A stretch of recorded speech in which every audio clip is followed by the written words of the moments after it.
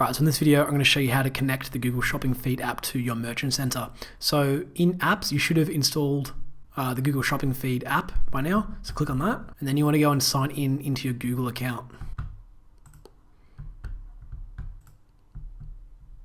And then it's going to ask you for your Merchant Center ID. So to get your Merchant Center ID, go into Merchant Center, and the ID will be here. So copy and paste that in here. Yep, it's already been selected, so you don't need to copy and paste it. You just select it from the drop-down menu, and then you go confirm your account.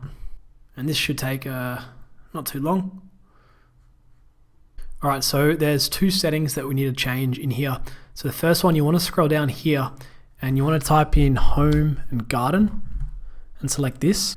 And then you want to change this, and you want to only submit the brand name and MPN, right? So that's the one thing you got to change. So another thing that I just noticed here is that here it says target market. So your products will be published to Google Shopping Market with the same currency as your Shopify store.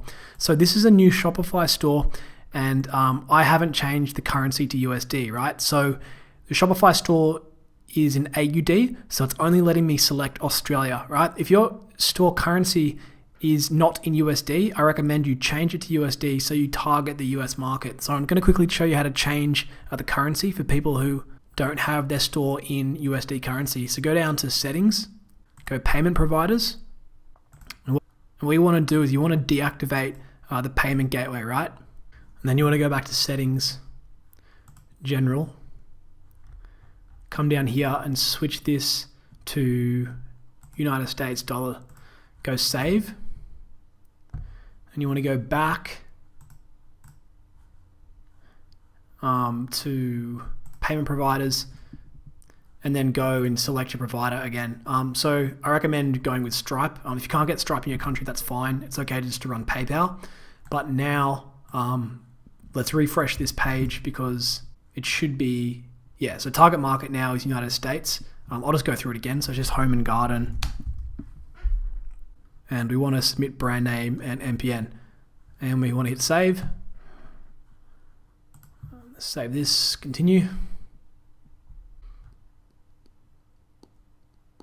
Okay, and you can see here total published products is 0. I'm actually quickly going to pause this and publish 3 products to my store. All right, so I went and added some products into Shopify. There's still one option here that we actually need to change. So in product titles, instead of syncing the product title with Shopify, we actually want to sync the search engine optimized title, right? And I'll explain why, because the search engine optimized title is down here, right? So if you refresh this page, you have to go down here and click Edit Website SEO. So this is the search engine optimized title down here, right?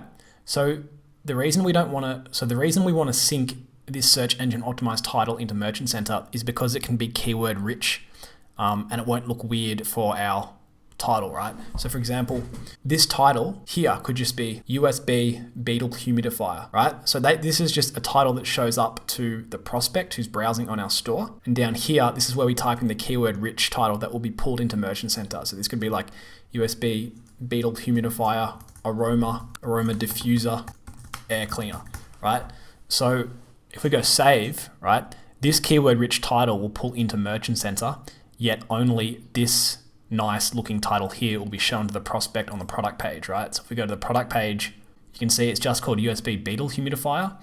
If we mouse over here, the title is USB Beetle humidifier, aroma diffuser, air cleaner. So prospects won't actually see that. It will just be pulled into Merchant Center. And because there's more keywords in it, we're going to get higher search volume in Google Shopping. So now I've explained that, what we want to do is go back here. And we also want to change one of these options before we sync it. So variant inclusion options, we want to sync all variants, right? So the reason why we want to push all variants to Merchant Center and not just the first variant is because if there's a product that has like multiple colors, say if there is a mug and the mug has 3 colors, red, blue, and green, what this does, it pushes all the variants, so all the colors, right? So there'll be a red, blue, and green mug. And then when we run Google Shopping, let's say if the blue mug converts the highest, then we'll exclude the other 2 products and just leave the blue mug running, because sometimes you'll find like a variant that will be profitable and another variant that will be unprofitable. So we want to push all variants. So once you've done that, just hit sync, or it might say resync, and yes. And what this does is it syncs the products in your store to Merchant Center. So I recommend that, like, if you've got products on your store, I reckon just sync all the products to Merchant Center. Because what we're going to start off with, I always recommend that it's good to test the products that you already have in your store, because I mean, you've put work, you probably tested them on Facebook, you've put work into the product descriptions and uploading everything. You may as well test it on Google Shopping, right? So now we can see that these 3 products here are submitted. There's no errors. Everything's green, so it's fine. So what's going to happen now is that these products are going to be submitted into Merchant Center. And it's got here that if you're submitting products for the first time, it may take up to 8 to 10 hours to show in Merchant Center. So don't go immediately into Merchant Center and try and look around for them, because it will take 8 to 10 hours to show up in Merchant Center.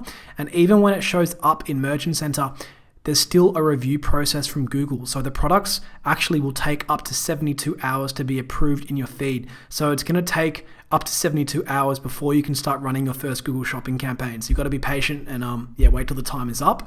And another thing is that with this app, right, you don't need to like sync products every single time, right? There's automatic syncing. I think it syncs like once a day. If you want to force a sync, you can click resync.